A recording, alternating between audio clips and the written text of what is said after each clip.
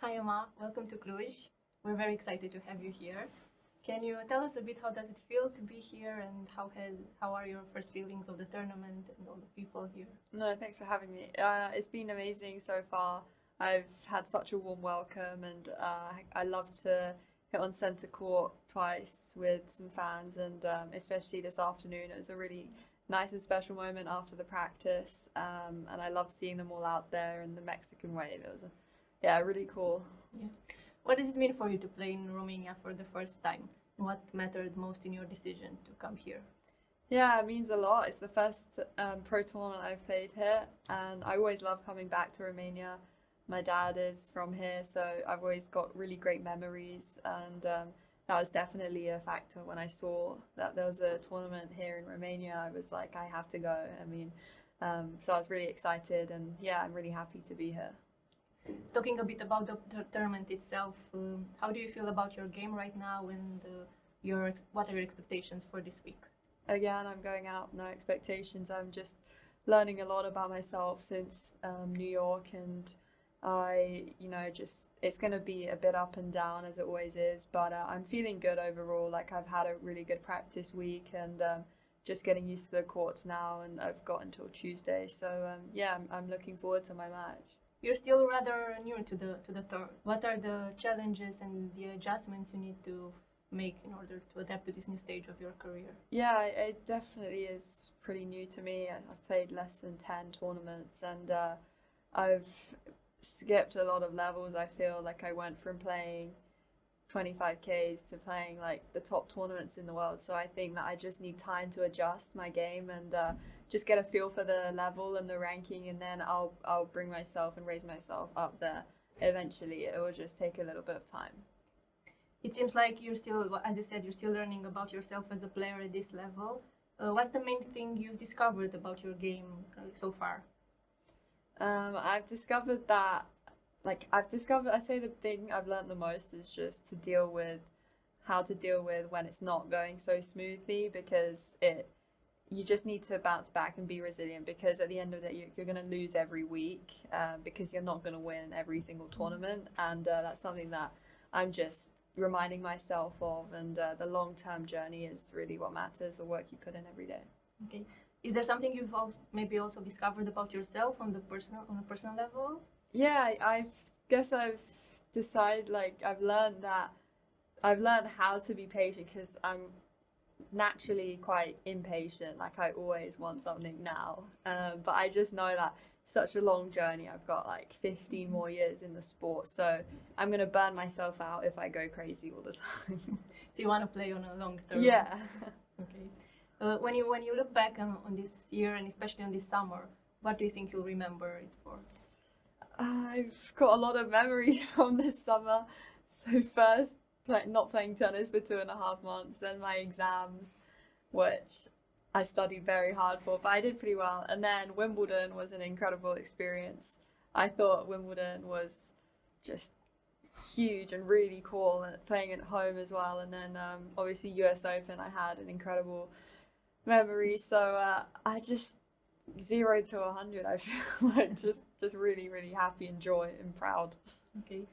What's the thing you've maybe enjoyed most since winning the US Open? Enjoy most? Oh, So many. Yeah. I'd say, well, for sure, the dinner that I on the US Open after I won, like that was the best moment of my life, I would say. And then since, I feel like it's just all gone so fast, I don't even know what's happened. So yeah, I've just enjoyed how, it's not been smooth. It's not just been like on a high. Like I had some challenges, and I'm just like I worked through them, and I think I'm most proud of myself for that. For working through the challenges. Okay. How has your life and your daily routine changed since winning in New York? Yeah, I mean, the only thing that's changed is I've like realized I'm not good with jet lag. Like I had a week off, but I was waking up at 4 p.m. So my days were gone, and I was like, what do I do with my day? And it's 5 o'clock. So that's what I've learned the most. Like that's what I've done. But I don't know. Yeah. How did you adjust to that jet lag, to changing your routine because of that? I just tried to go to bed on time, but I would say my routines stay exactly the same. Like, I'm a huge breakfast person, so I had the same thing for breakfast every day, and it's that's a staple. What do you have for breakfast? You can tell us. Well, I'm like a huge yogurt person, so I have yogurt and fruit every single day, and peanut butter, honey, either oats or some like sort of Weetabix cereal. You mentioned several times about the importance of staying focused on yourself and your game. Is that difficult to do now since the context has changed? Do you feel the outside pressure and expectations rising? I feel like at the moment that for myself, the only pressure is what I expect from myself out on the court, and that hasn't changed. That's been with me since I played. I've always had high expectations of myself, and but outside, I don't feel like any external factors really affect me, so that's a pretty positive thing, I would say. It is well known that your parents come from different cultures and backgrounds, and you often talk about how their work ethic and their high expectations have shaped you. Can you talk a bit about what you learned from each of them and how do you apply that to your career? Yeah, I mean, both of them have different cultures. And you know, like they were very tough on me from a young age and had high standards. But I think that's been great for me. I've had really good development, and it's basically shaped me into what I am now. But I still got a long way to go. My mom, I would say, she's very big on respect. So that's something that I've got. I can't even dare to talk back to her because I'm scared of her. But so huge on respect, and that's something she's really put into me. And then my dad, he's really like keen to learn, and like he's always pushing me to learn and about everything. And sometimes I'm like tired and I don't want to learn anymore. I just want to switch off. But yeah, always just pushing me to do better, and especially at a young age, like he would have really high standards and like give me a hard time, but it's good because I bounced back and I became better. Okay. Your confidence and mental strengthness is impressive, especially for your age. Can you talk a bit about how you developed your mental resilience and maybe how your parents contributed to that? Yeah, I would say my parents was like, they were actually pretty tough on me, so I had to be resilient like with myself. Even so, when I was young and they would like tell me off, I would have to like recover myself even from a really, really young age. So that's basically taught me how to be really independent and not rely on anyone else to try and make me feel better. I'm always the one who controls everything because, you know, I'm gonna get myself in a better mood or change something if I want to. And do you feel that helps you during the games to be strong mentally? Yeah, I think definitely being strong mentally is because of the childhood and like having to do that from a young age, even when it wasn't related to tennis. Mm-hmm. Okay.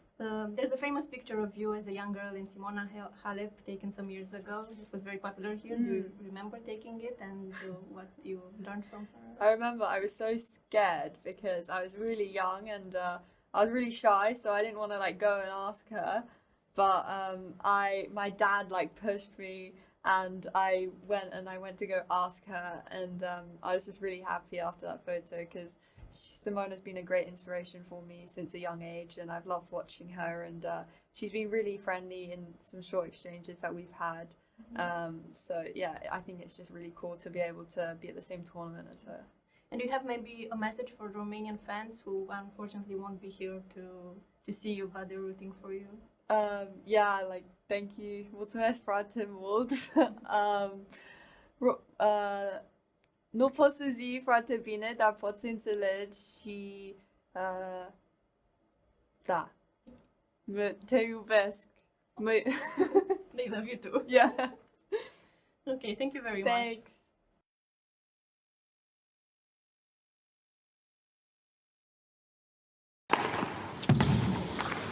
C'est final.